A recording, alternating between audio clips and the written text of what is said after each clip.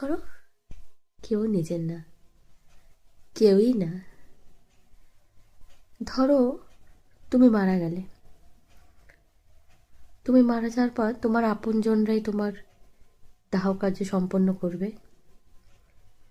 দাহ কার্য সম্পন্ন করার পরে তারা বাড়িতে এসে স্নান করবে, যাতে তোমার কোনো কিছু নেগেটিভিটি বা কিছু আবার ফিরে ঘরে না আসে। তাই দাহ কার্যের পরে স্নান করে ঘরে ঢুকবে। বা তোমার খুব প্রিয় কিছু জিনিস, যেটা তোমার খুব প্রিয় ছিল, হতে পারে কোনো জামা কাপড়, কোনো ফটো, যেটা তোমার কাছে খুব মূল্যবান ছিল, তুমি চলে যাওয়ার পর সেটা ছুঁড়ে ফেলে দেবে। ফেলে দেবে, কিন্তু তোমার সোনার জিনিস, তোমার টাকা পয়সা, সেগুলো ফেলবে না।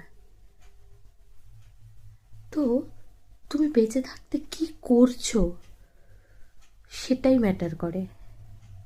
তুমি কে সেটা সত্যিই ম্যাটার করে না। সবই তোমার কর্মের জন্য সবাই তোমাকে ভালোবাসে, এটা একদম সত্যি কথা।